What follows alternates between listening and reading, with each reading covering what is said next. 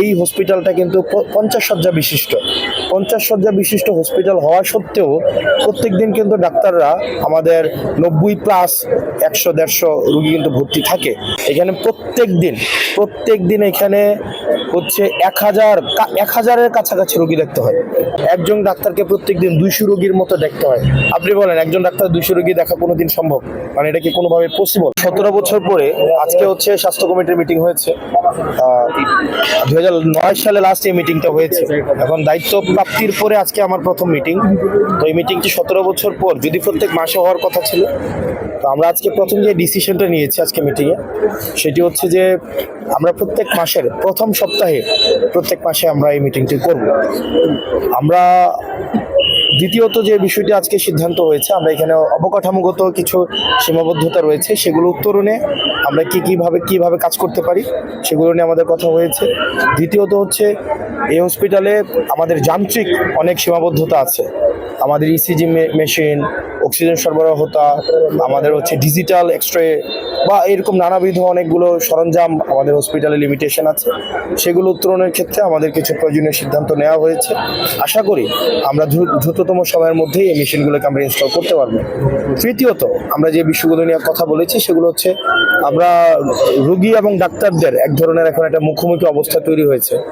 আমরা যদি ডাক্তারদেরকে তার পেশার একটা যথাযথভাবে ব্যবস্থা নিশ্চিত করতে না পারি, সেক্ষেত্রে কিন্তু আসলে ডাক্তাররা মানসিকভাবে রোগী দেখার ক্ষেত্রে তারা হচ্ছে সেই পরিবেশটি পাবে না। যেমন আপনারা জেনে থাকবেন যে এই হসপিটালটা কিন্তু 50 শয্যা বিশিষ্ট হসপিটাল হওয়া সত্ত্বেও প্রত্যেক দিন কিন্তু ডাক্তাররা আমাদের 90+ 100-150 রোগী কিন্তু ভর্তি থাকে।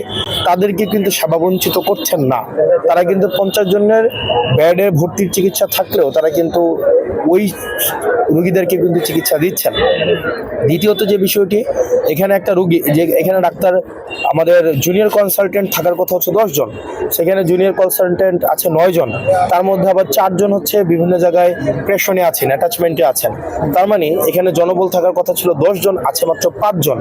এই 5 জন দিয়ে আমাদের কিন্তু ঠিকই আমাদের প্রত্যেক দিন হচ্ছে আমাদের আপনারা যদি আপনি জেনে থাকবেন, স্টাইল হোক রুচিশীল, পরিচয় হোক রাজকীয়, ecommerce platform palace of classy, যেখানে ফ্যাশন মেলে আত্মবিশ্বাসে। শীতের হুডি হোক বা গরমের আরাম, আমরা আছি আপনার পাশে। 100% অরিজিনাল প্রোডাক্ট, দেশের যে কোনো প্রান্তে ফ্রি হোম ডেলিভারি। অর্ডার করতে ইনবক্স করুন এখনই।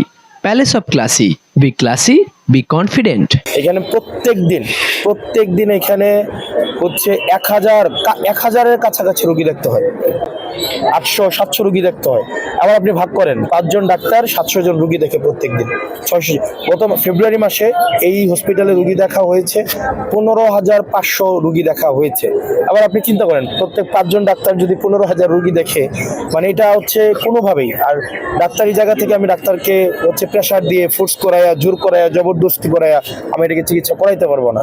আমি ডাক্তারদেরকে কিন্তু যথাযথ আমাকে তার পেশাদারি এবং পেশাগত পরিবেশটাকে আমাকে নিশ্চিত করতে হবে। এবং ডাক্তারকে যদি আমি চোর-পুলিশ সম্পর্কের মধ্যে রাখি, আপনাদের সাংবাদিক ভাইয়েরা আপনারা যারা আছেন, আমি আপনাদের কাছে অনুরোধ করব, আমি ওনাদের কাছ থেকে 1 মাস সময় চাইছি।